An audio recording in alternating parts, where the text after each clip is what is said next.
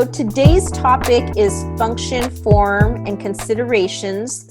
So usually in a class when I talk about form and function and components of a vessel, I'll make an illustration of a vase. So I actually have two today that look very similar to what I draw.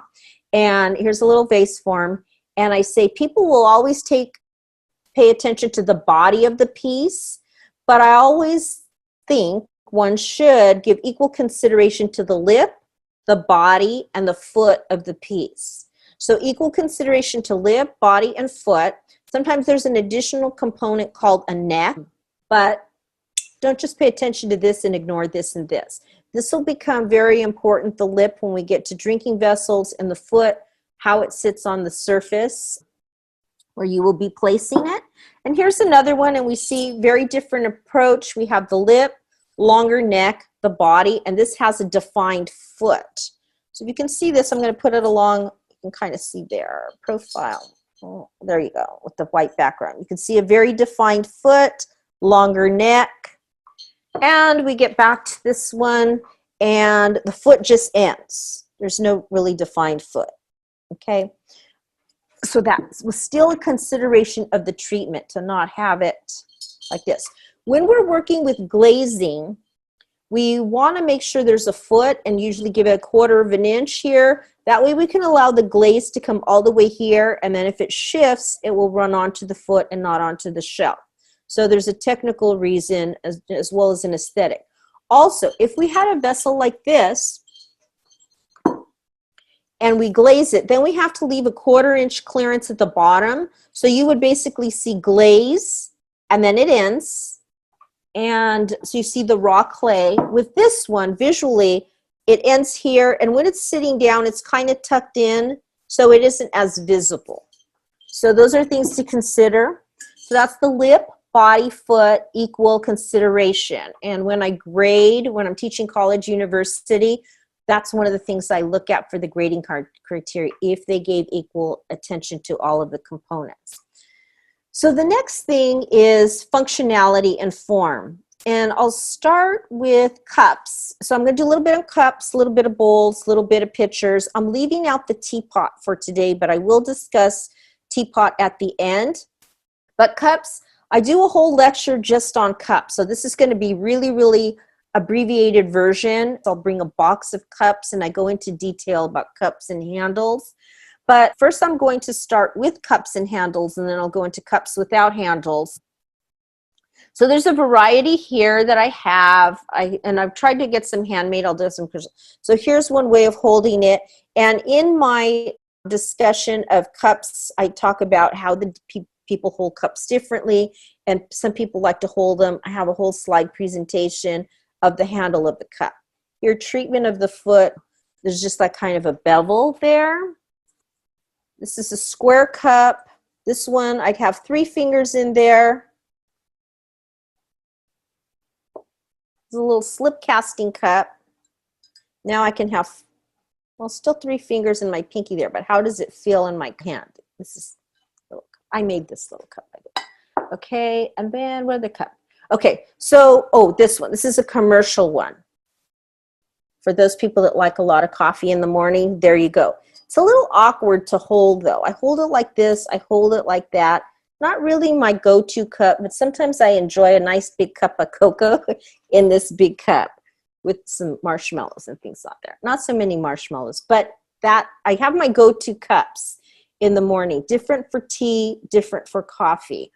So when you're doing a handle, once again, I'll go into the whole discussion of handles in a cup discussion.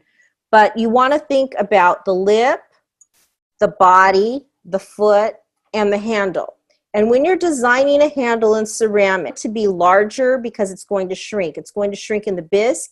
It's going to shrink in the glaze firing. So always leave wiggle room, like take your ideal cup and then create it and know that there's wiggle room and allow for that shrinkage. If not, you're going to have a tiny cup, and I can't tell you how many times people are looking for their cups after the final firing only to find a mini version of what they had wanted, and then their fingers aren't going to fit in that. So shrinkage is a consideration when you're making your cups, And once again, if we take the regular semester course, we spend a whole lecture just on cups, but now we have a different component, which was the handle. Next, I want to go into cups without handle. So when you're constructing the cup, this is one without a handle. I want it to fit nicely in my hand. We want to think again of the lip and the foot. Foot ring, you want to have the foot ring so that the glaze can go onto it and it kind of shifts on there. This was a rebate, and it's always nice to have a bottom that's glazed. So the only thing that isn't glazed is the foot ring. What about the lip? This was a demonstration cup for beginning ceramics. We were doing cylinders. But the lip is rather thick and it's kind of a little bit heavy. So it's heavy before I've even put the tea. And then when I open my mouth to have my tea, I'm going to have to open my mouth really wide for that cup of tea.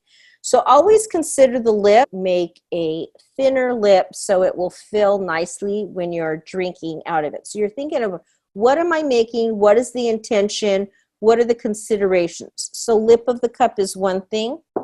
So I have this one. It's a little thinner. And this one, my finger can fit in here nicely. This one was at a school where they didn't let us put glaze, but it just bothered me not to have anything, so I put a little dot there. It's thinner. It's going to feel better. Here's one that someone gave me, a student. And it's a beautiful little teacup, and it's a very thin lip. So I usually have tea out of this type of cup, a little bit of tea like that, and that's my go-to cup for that.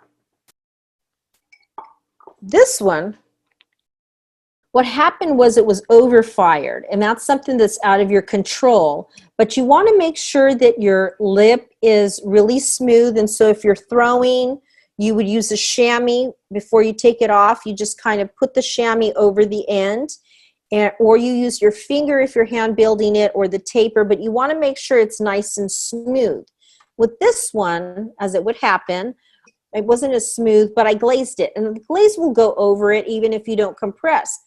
But sometimes if there's an overfiring in the kiln, it goes a little bit hotter, a little bit past 10 or really hot, the glaze will start to run from the lip. So it's kind of when you do surface on a piece and it breaks at the top, or if you have sharp edges, it will break.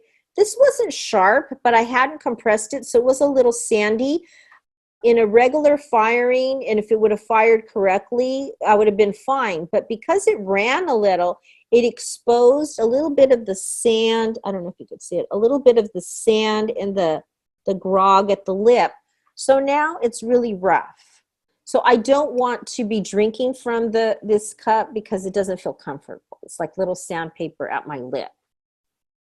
Another piece that I had broke. I really like doing this type where, again, my finger fits there and the lip. So what about cups? I'm just going to show you some that aesthetically I really liked that I purchased from other people, and some things that don't work and then move along. Okay, so this is really beautiful, except it's kind of unstable. I purchased this at a ceramics conference, and I love it, but it's almost like, is it a cup or is it a little vase? You know? It's kind of in between, and it's not really stable. So if you put it down and it's a hot tea and you just don't put it down, you know, consciously and deliberately, it might topple over and spill hot tea all over the place. So I don't really know. I just loved the form and I love the texture, and it's matte, but really what it does is just kind of sit on my shelf and I admire it more than I actually use it. This cup, interesting story. So it's a cup without a handle made by Neil Moss, and this is kind of in relation to the Chris Staley about the little dot. I went to one of Neil Moss's sales. Every year he would have a sale, and everything would sell out. People were in line before it would open up. Remind me one day to tell you the story of Neil Moss's studio sales. But I arrived there, and I love the color green, and there was this cup, and I was like, oh my gosh, I can't believe that cup is still there. Usually I would work the sale, but this year I had something going on, so I arrived midway through. And I said, I love this. I said, you know, Neil, I've never seen you make cups without handles, because he would always put a handle on his cup, and he said, Oh, he said, that was one that I made, and then he made it one night and he forgot about it, and the next day I think he forgot to cover it, and it was too dry to put a handle, so he just went ahead and fired it up. But for me, I just like saw it and made a beeline to it, and I was like, because I like drinking cups like this and holding them in my hands, especially when it's cold. It kind of warms your hands, and so it was perfect. It was like, I love that. And it was kind of one of those happy accidents. He said, well, that's probably the only one you'll ever see like that, because it was a result of him forgetting to cover it before he put the handle. So it's a little story. I like that. Little tiny cups. This was my friend she gave me. Could be for sake. And the texture, the glazing, everything, really beautiful small cup. So what are you designing the cup for? Do you have sake? Do you have tea? What are you designing it for? Make what you would use yourself. And then real quick, I'm going to talk about, oh, I have so many cups I'd like to show, but I'm running out of time. So I'll save it for cup demo another day or discussion. So this is a little shot glass. It's made by Matt Long, and I love telling stories about Matt Long. I'm going to tell another story about Matt Long. But he says people would get caught up in making Japanese tea bowls. They don't even drink tea. So why are you making Japanese tea bowls if you don't make tea? Make what you know. And he would say, I make what I know, and I make shot glasses and whiskey flasks, because that's what he does. He enjoys his whiskey, and so he makes his flasks and his shot glasses. And also when he makes his bowls, and I'll get to that with the discussion of bowls, he says, everyone wants to throw a very thin bowl. I like to throw a thick bowl that I know I can whip an egg in there and I'm not going to crack it. So once again, what is the intention? And getting back to function, form, and consideration. Sometimes people like to work intuitively, and that's okay. But if you have in the back of your mind, what am I going to do? What am I going to do with this piece? How am I going to use it? It's really very helpful, because then you actually will use it, where a lot of times if you don't think it through, it ends up on the shelf collecting dust. But beautiful cup, if you could see. And then I just love his work. Okay, and what else was I going to say? Oh, this cup. I bought this cup. So funny. I'm going to put this up on my notebook here. This little cup, well, you don't really get a sense, but it kind of wobbles. It doesn't really sit right. It actually teeters. And it just kind of wobbles like this. But it was sitting in this little bargain basket at this store in San Diego. The owner would always put different kind of things in this little hodgepodge kind of basket of things. And this one was in there. I think she said it was from Mexico. I can't remember. But if I put it up, you can't really see it, but it just wobbles. So the minute you put liquid in there, it's going to just topple over. So I thought, who made this? And somebody made this and they sold it. And I ended up buying it because I wanted to give it a home. And also I could use it in discussion with my classes. If you really want to think about stability, stability is another thing. So with this one, you have a very narrow kind of base going into the foot. So once I put something in there, is it going to be stability? So that's another consideration when you're creating forms is, will my piece be stable? I'll usually take it and I'll kind of go like this. And if it's wobbly, then I just go ahead and make sure that it's stable at the bottom. If it's gone to bone dry and it's unstable, you can always take it outside on the concrete and you kind of hold it level and go like that. And then just rub it in little circles on the concrete and you can get it nice and level. That's just an easy way to get that. Okay, I won't have time other than I want to show you. This is a beautiful cup from Krista Assad, and it feels really good. So how does the cup feel? Did you give equal attention to the lip? Is it going to be thin or thick? Is it going to be rough and uncomfortable? How is it going to fit in my hand? And this is one without a handle. And then the foot for glaze consideration and stability. So those are the considerations with cups. Then we move over to bowls, and then I have pouring vessels. So bowls, I have this little tiny bowl. This is from Japan. It's a little unstable, but it's okay. It's a rice bowl. It's beautiful. It's thin. Would I want to whip an egg in it? Not really. Seems a little fragile. Then I have another piece. I don't know if this is a cup or a bowl. I'm thinking maybe a little bowl for soup, if anybody wants to let me know. This one's from China, and it's translucent. I don't know if you can see.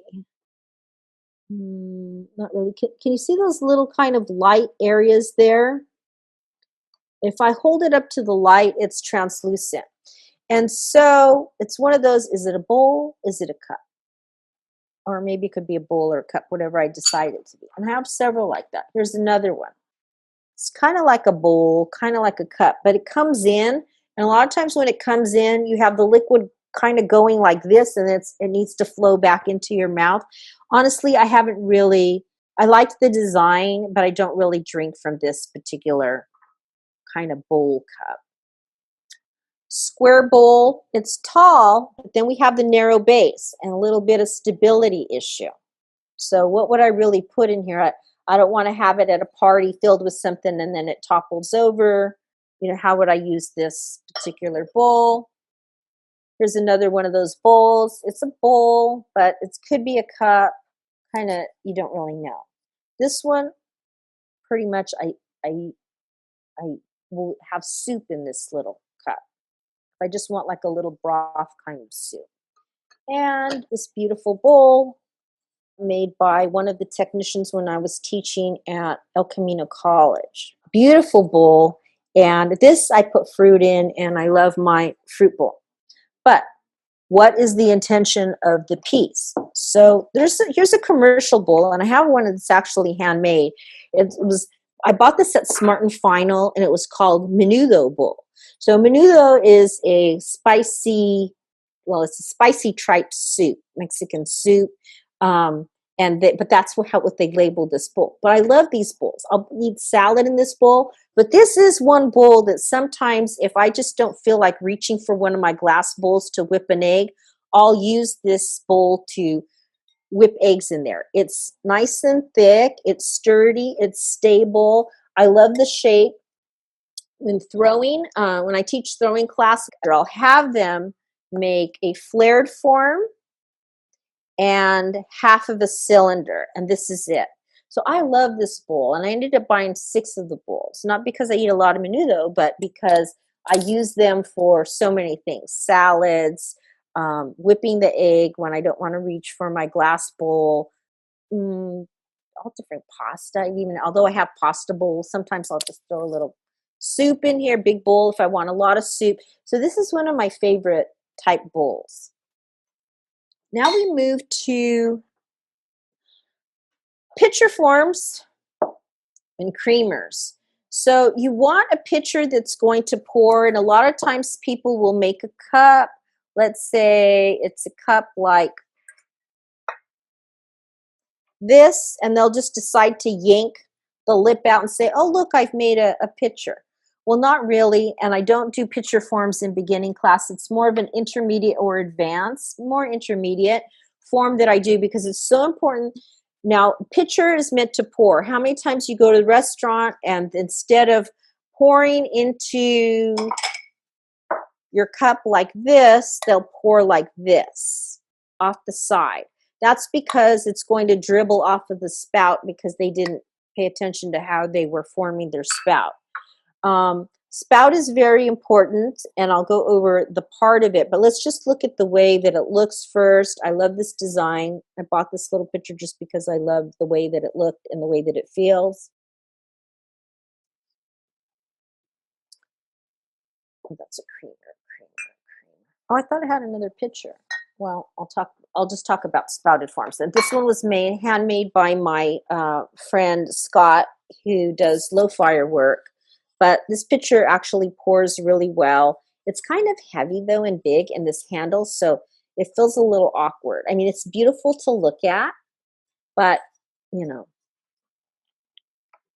And this one's for oil. I bought some oil at Trader Joe's, and it came with this beautiful little bottle. So here we go. This one kind of dribbled a little when I would pour it. And okay, so now we're going to talk pitcher creamer spouted form. So we looked at the design of one, Here's a little creamer. Pours okay. Another creamer. This one was from a little, like a little, what was it called? Not a garage sale, but a little, kind of like a garage sale. It's a little, what do you call it? I don't know.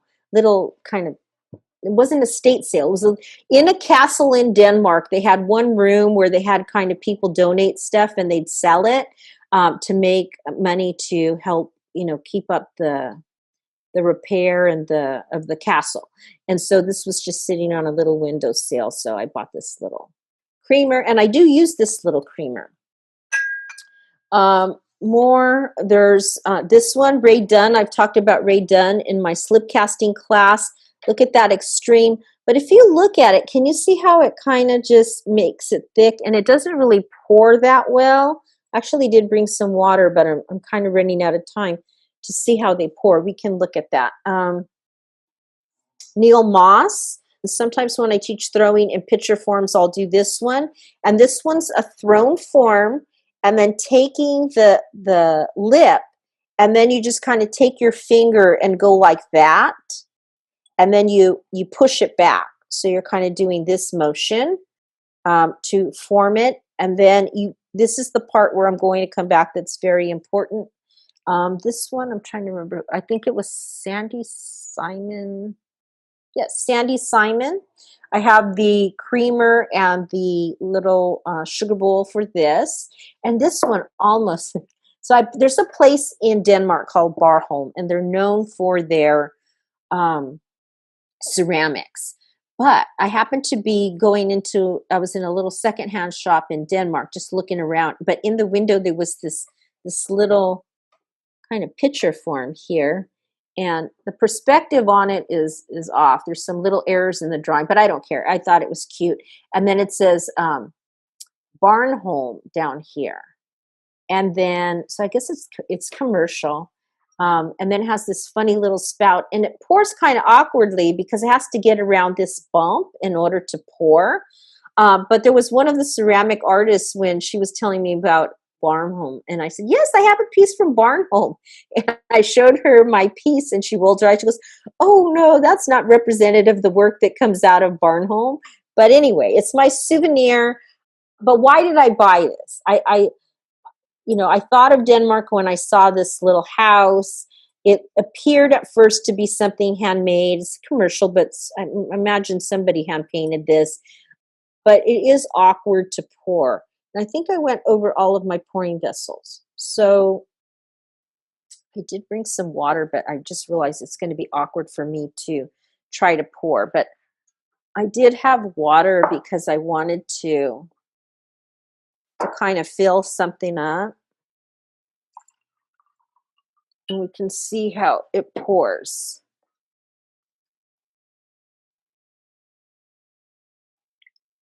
Okay, didn't pour bad. But so there's this little drip. We're going to see it drop. Boop. There. Well, it's kind of hanging off there. So it does kind of dribble off to the side. So if you had something like iced tea in a white tablecloth, you might not necessarily want something that's going to dribble off the side and then stain your tablecloth, if you're thinking about functionality again. So does it pour? When I teach spouts, so let me go into the technical part of it, and then I'll talk about something else. But you want to make sure that it cuts. So if this is the end of my spout, right here, this little part, and this is where there's a fine line from it being short. So you bring your finger up like this, and then you make it flat. But this top part usually needs to be a little bit higher than the inside. So what happens is when you pour and you go like this, the water will cut. If it's rounded, then when you go like that, the water's going to pour, and then when you bring it up, it's going to dribble off to the side. So it's a brush up with the finger and then a swipe. And with real clay, at one point, I'll do a demonstration. But you kind of go up and then swipe. So for those of you that do slip casting too, you might have the perfect mold, but you manipulate it as you're coming out. You always want to check that the point comes up here and then it comes around. And so Is that always the case? No, but then you can check, how does it pour? Sometimes they've designed it so that it will work, but many times when you're making your own handmade ceramic pieces, and if they're not pouring and they're dribbling, look and see how that ended. So it can come up higher like this and then pour. And I'm not going to go through and pour all of them, but you want it to pour and cut off. So this little part right here, it's just where the water will pour. So it's just a tiny little portion of that. I hope that that's clear. So when I teach at university level and we go over pitcher forms, that's one of the things that we grade is how it pours. So I'll actually have them pour. And we've also done teapots. And with the spout with the teapot, it's very similar with the spout with the teapot, how your teapot spout is going to pour, and will the tea, as you lift, cut. So you want to think about it cutting into the water. Maybe with that kind of description, it kind of helps. Is it going to cut? But now you have to be careful that it's not too sharp, and then the glaze will break away from it. So if it's too sharp, the glaze will break and you'll have raw clay. That's why I say it's a really fine line. Once you do it, you might just want to gently swipe it with your finger, and that kind of compresses the clay so that the glaze will go over that end of the spout. Okay, and almost done here. So they have to pour out of their vessels.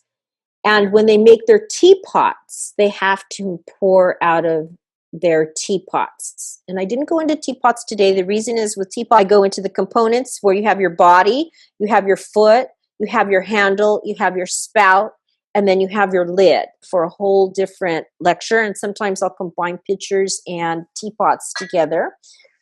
And I did have lots of teapots to show, so I was tempted to include the teapot, but maybe another time. I even have little teapots, Yixing teapots, but I have so many stories with teapots, so I thought another lecture. But back to it pouring. So my last story with the teapot, with university classes, I'll make that they want credit for their pitcher, because if it doesn't pour, then is it really a pitcher or a creamer? Not really. I'm going to have to use the side, and sometimes the sides are rounded too, so it's dribbling off the side. So I'll tell them we will be pouring. Same thing, they have their final project is to create an organic teapot where all the components are organic. I'll save that story for another day.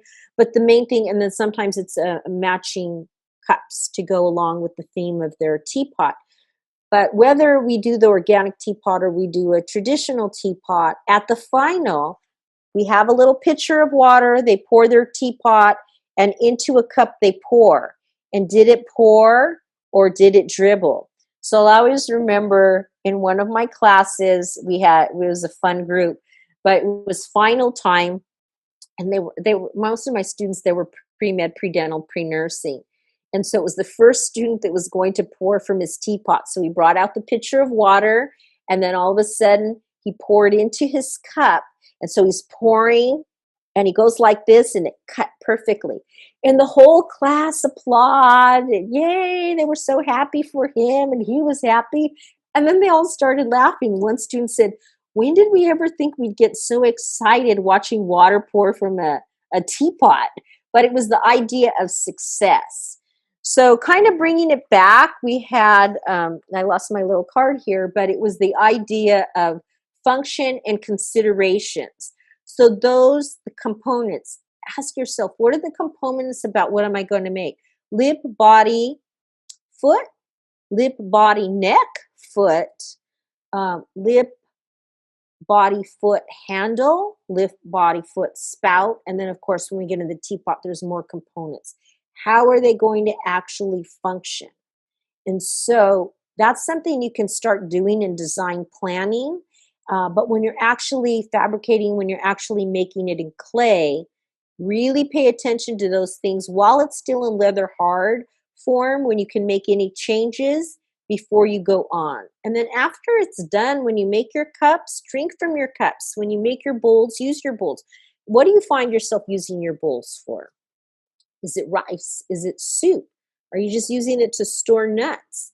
with your cups, with your pitchers? Are you actually using them? Are you gravitating toward them to use them for their intended purpose? Or did they just miss the mark? And a lot of times they're perfect, but for some reason people don't want to take the step and actually use them. I love in classes when we'll, at our final, we'll make a dinnerware set, um, plate, bowl, and cup, and then we'll do a potluck and we eat from our plate, bowl, and cup. And people go, wow, it's kind of interesting to eat or drink from something you've made. We don't always have the chance in all classes to do that, but I would encourage you from going forward to consider the components of the vessel. What is the intention for your piece? And once you've made it, actually eat or drink from it and think, how did that feel? Okay, so this concludes the lecture. I just found my little card. I want to make sure oh no, I didn't find my little card. I wanted to make sure I covered everything, but I'm sure that I did. If not, it will be picked up in another presentation.